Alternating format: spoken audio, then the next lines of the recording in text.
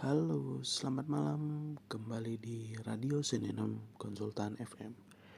Jadi malam hari ini Sinenem Konsultan kembali mengudara. Kita siaran kembali di jam setengah 12 malam seperti biasa. Mungkin para jangkrik yang sedang mendengarkan siaran ini, kita dengan sebuah topik yang sangat penting dan sangat menarik, masih di seputaran distribusi alat kesehatan pastinya. Nah, ini ada sebuah kabar yang datangnya, ini aku sensor di bagian atasnya karena ini buat diposting. Jadi ada sebuah perusahaan di daerah Surabaya, Jawa Timur yang mendapatkan surat peringatan kedua atau SP2 dari Kemenkes. Ini sesuatu yang menarik dan penting. Kalau kali ini penting. Biasanya tidak penting, ya jokes. Oke, ini tentang sertifikat cara distribusi alat kesehatan yang baik, CDAKB. Nah, gimana nih Om, Tante? Beritanya apa nih? Oke.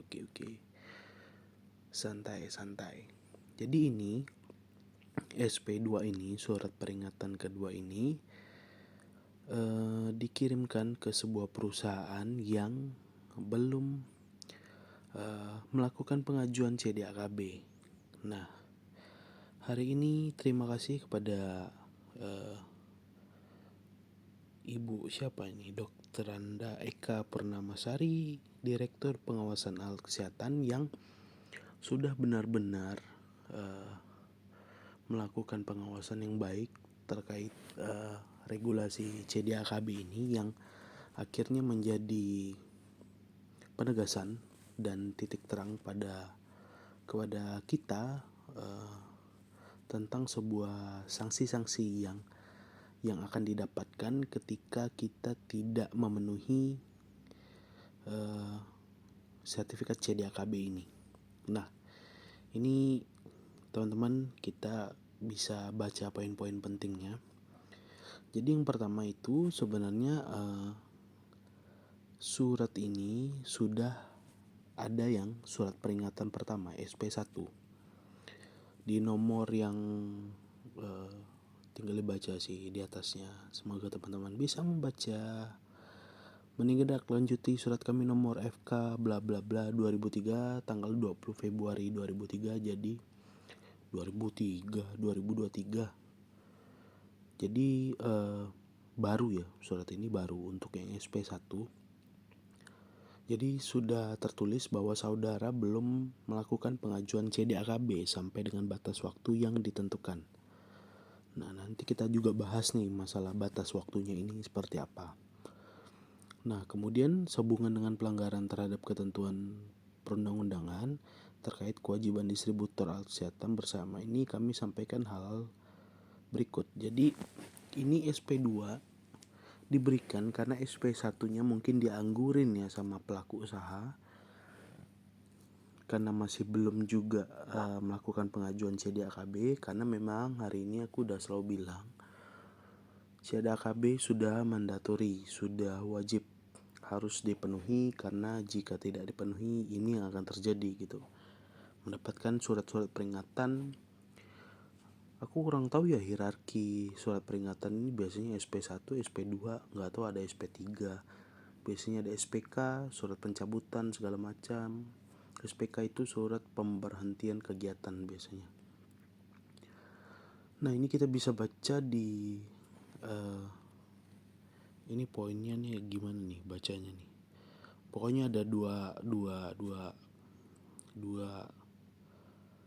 poin yang pertama, dua poin yang di paragraf pertama tentang perundang-undangan yang menjadi pedoman dari CDAKB ini, yaitu peraturan pemerintah nomor 5 tahun 2021 itu tentang OSSRBA. Pasti teman-teman yang biasanya ngulik OSSRBA tahu 5 tahun 2021 OSSRBA. Kemudian lampiran kedua ada tentang Alkes yang wajib memiliki sertifikat cara distribusi alat kesehatan yang baik CDAKB sebelum kegiatan operasional. Sebelum memulai kegiatan usahanya, para pelaku usaha wajib memiliki sertifikat ini. Nah, ini udah jelas ya, tertulis ya, secara kita enggak ngomong angin ya. Memang di lampiran keduanya sudah tertulis di bidang usaha distribusi alat kesehatan wajib memiliki CDAKB sebelum memulai kegiatan usaha. Nah, lalu di Permenkes nomor 4 tahun 2014 tentang CDAKB pasal 2 ayat 1. Nah, jadi PAK dan cabang PAK dalam melaksanakan kegiatan distribusi wajib menerapkan CDAKB. Nah, makanya kan kalau teman-teman yang biasanya bikin idak ataupun yang pernah bikin idak kan ada surat komitmen penerapan CDAKB. Nah, itu dia yang kita udah berkomitmen untuk menerapkan CDAKB. Jadi ini dia di pasal 2 ayat 1 di Permenkes nomor 4 tahun 2014, silakan dibaca sendiri. Lalu ada Permenkes nomor 14 tahun 2021 yang tadi 4 tahun 2014, ini 14 tahun 2021 tentang standar kegiatan usaha produk bla bla bla OSSRBA sektor kesehatan. Nah, di sini Bang, batas waktunya berapa lama? Toleransinya gimana? Apa segala macam. Nah, ini dia teman-teman yang aku selalu bilang. Jadi kalau di undang-undangnya itu Permenkes 14 tahun 2021, tapi biasanya kalau teman-teman malas dibaca, kadang-kadang di note catatan atau note catatan pada saat pengajuan IDAK, di log historinya itu ada info tentang batas waktu untuk pemenuhan CDAKB. Nah, jadi di sini ada distributor alat kesehatan harus memenuhi durasi, batas waktu, berarti waktu pemenuhan standar oleh pelaku usaha 1 tahun, 1 year, one direction sejak permohonan OSS disetujui. Nah, ini 1 tahun sejak permohonan OSS disetujui. Ini kalau aku lihat ini berarti IDAK, karena memang di IDAK setelah IDAK terbit 1 tahun diberikan durasi waktu untuk pemenuhan CDAKB. Nah, lalu yang kedua, perusahaan saudara belum memenuhi kesesuaian aspek CDAKB yang dibuktikan dengan sertifikat standar. Jadi ya perusahaannya belum ada pembuktian, belum ada sertifikat CDAKB gitu. Jadinya ya mendapatkan surat peringatan ini. Lalu terkait dengan hal-hal yang disampaikan di atas, maka saudara diminta, yang ini ya paragraf kedua lah. Yang pertama mengikuti ya tentang OSSRBA 5 tahun 2021. Lalu ini pedoman-pedomannya ya. Nah, bukan ya pedoman-pedomannya lah. Kan ada tuh kalau di pedoman mutu, manual mutu, kalau kita self assessment yang CDAKB itu kan ada yang berhubungan ini, peraturan-peraturan berhubungan dengan CDAKB. Nah, lalu 4 tahun 2014 tentang CDAKB, lalu 14 tahun 2021 tentang standar kegiatan usaha dan produk penyelenggaraan perizinan berusaha berbasis risiko sektor kesehatan. Jadi dia memberikan surat peringatan kedua dengan tiga referensi hukum, tiga gimana sih kalau bahasa anak hukum, 3 alasan peraturan perundang-undangan yang dilanggar ya, bisa dibilang ya. Nah, 5 tahun 2021 SSRBA, kemudian 4 tahun 2014 tentang CDAKB, lalu 14 tahun 2021 tentang perizinan berusaha berbasis risiko sektor kesehatan. Jadi pokoknya sektor kesehatan lah. 14 tahun 2021. Nah lalu, waduh kak, bang, om, tante, gimana nih? Kita kebakaran jenggot nih, kita mesti ngapain? Apakah kita harus mandi 7 bunga dan kita harus kemana? Nah, kalau masih surat peringatan seperti ini, ya kita harus kooperatif ya pastinya ya, karena memang jangan membuat pemerintah marah dan jangan ya melanggar lah. Nah, dikasih waktu nih masih nih, baik nih pemerintah. Jadi Kemenkes kasih waktu dalam waktu 30 hari sejak tanggal surat peringatan kedua ini, SP2. Dia udah SP1 udah dianggurin nih. Jadi si perusahaan ini udah, ya udahlah santai, mungkin saya juga nggak tahu kan apakah mereka santai atau tidak santai, ataupun memang sudah pengajuan ataupun tidak bergerak sama sekali, ataupun bingung, ataupun ya udahlah ngapain CDAKB. Tapi nggak bisa, hari ini CDAKB udah mandatori, jadinya kondisinya sudah berbeda sekarang. Nah, jadi dalam jangka waktu 30 hari sejak SP2 ini diminta pelaku usaha itu melakukan pengajuan CDAKB melalui SSRBA. Itu kakak-kakak dan abang-abang dan om dan tante yang selalu bertanya kepada saya, cari di PB Umku, pilih sertifikat CDAKB. Kalau cabangnya cabang, kalau bukan cabang berarti ya pusat. Nah, itu kan ada pilihannya tuh. Klik di situ pengajuan. Nah, memang sih yang kadang-kadang ya saya tahu juga, memang yang tidak pernah dibahas di dalam sebuah seminar pelatihan dengan PowerPoint cantik dan indah itu masalah teknikal. Jadi teman-teman tuh bingung. Mungkin kita juga gimana ya? Kadang-kadang mungkin si SDM dari pemerintah ini kan, mereka kan BIMTEK biasanya untuk penggunaan aplikasi segala macam. Entahlah mereka bisa atau tidak lalu kembali disampaikan atau disosialisasikan kepada masyarakat atau pelaku usaha, ya banyaknya sih tidak tersampaikan gitu. Banyaknya yang gaptek, yang tidak bisa fleksibel dengan era digitalisasi ini. Memang era teknologi ini, teman-teman yang tidak mengikuti ataupun tidak bisa bersikap fleksibel terhadap era ini, memang akhirnya ya chaos jadinya kan. Jadinya waduh bang, gimana bang, ini pencet tombolnya gimana bang, ini tombolnya di mana, tombol ini, tombol itu.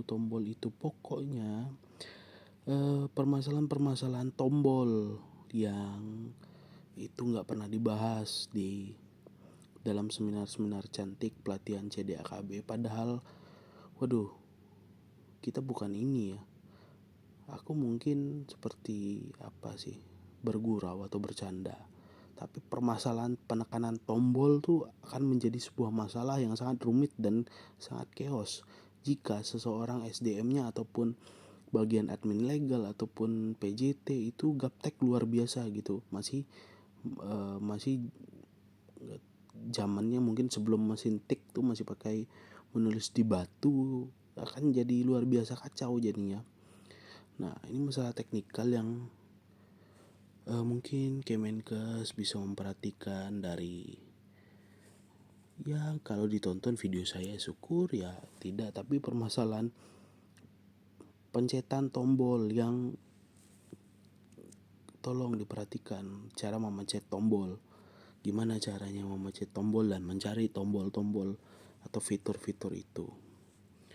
Nah, oke, waduh ini masalah tombol aja udah berapa jam nih. Oke, udah pengajuan dari SSRBA di PW Umku. Lalu yang B, melaporkan dan menyampaikan bukti pengajuan CDAKB berupa screen capture, SS, screenshot ataupun print screen atau apa itu. Cari tombol sekali lagi di itunya, cara screen capture itu gimana. Permohonan CDAKB di share alkes melalui email sardiswasalkes.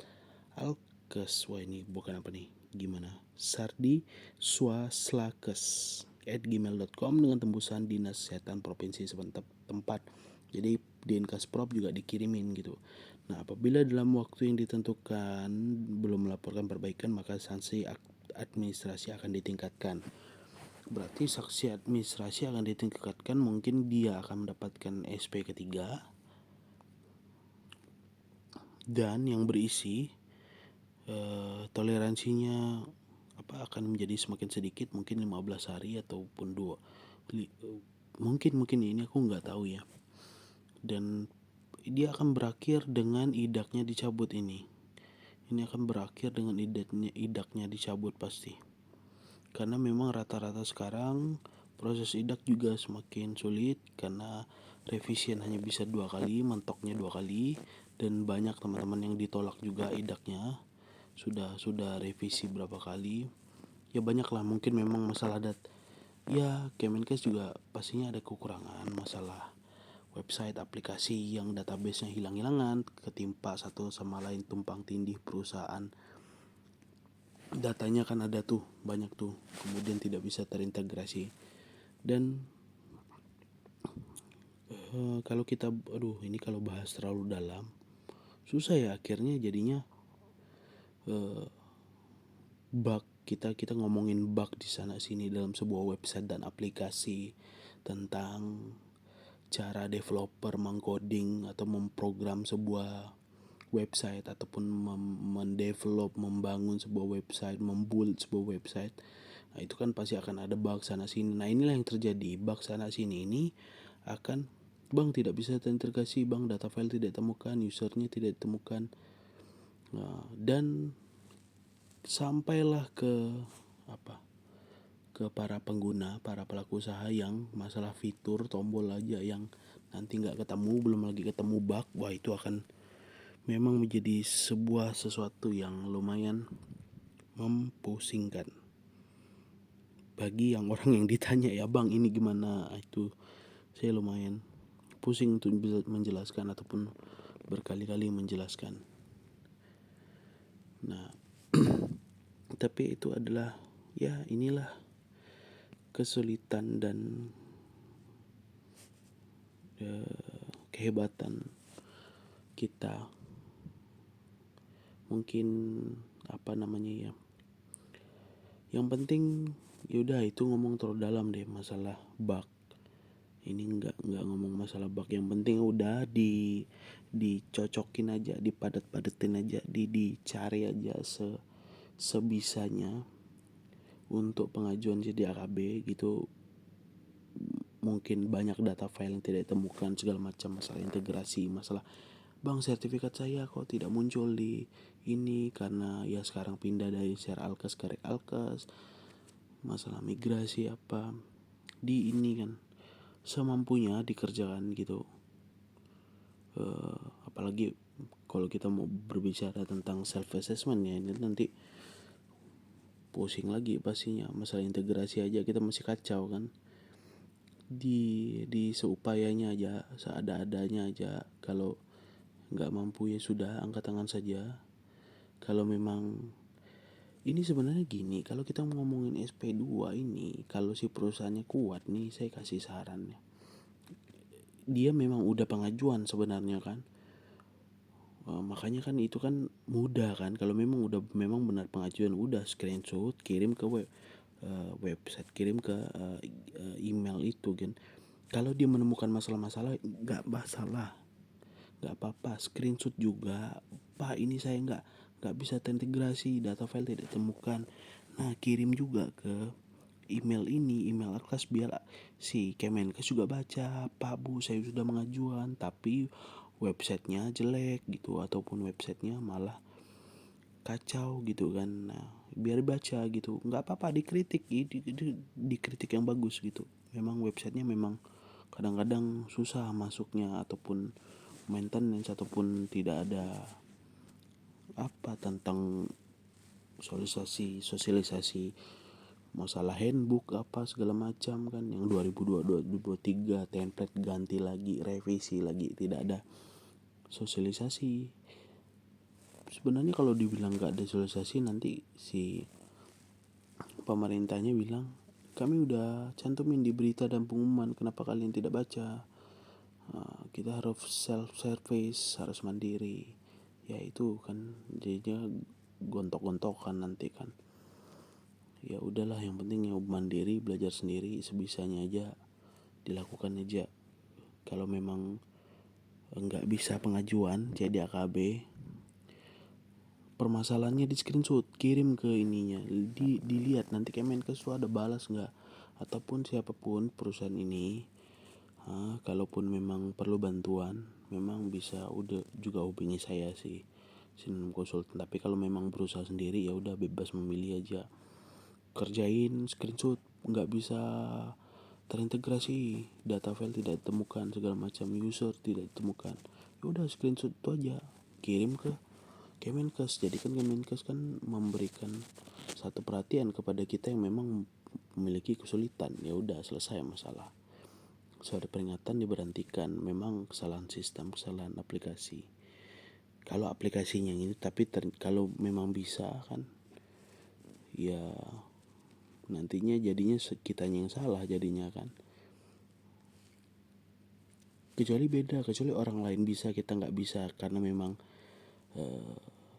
untuk case-case yang tertentu, apa ya, ada memang beberapa perusahaan yang memang nggak tahu database idaknya yang kacau atau gimana kan, ya dikasih tahu juga, pokoknya dibilangin juga sama Kemenkes gimana ini, gimana nih nggak bisa terintegrasi nih, data user hilang nih. Nah seperti itu Pak Bu, yang perusahaan ini coba di ini kan, kalau perlu bantuan apa segala macam, baru deh bilang bilang sama saya ya. Tapi saya ya udah juga fair kan, ini aja, kadang-kadang saya bikin video malam kan, pagi jadi PJT juga, kemudian sembari mengerjakan CDAKB yang perusahaan lain juga, jadinya kan ya ayolah. Makanya saya kadang-kadang seada-adanya juga balas chat, karena kan kadang-kadang ada yang bertanya aja gitu kan, udah saya sharingnya seada-adanya juga dari YouTube. Tapi kalau mau detail kan juga susah kan saya kan, karena memang ada kesibukan lain. Oke, jadi begitu aja. Semoga bisa diindahkan peraturan SP2 ini tentang CDAKB. Ya, oke lah. Sinonim Konsultan, Goal Goal Solution. Oke, bye.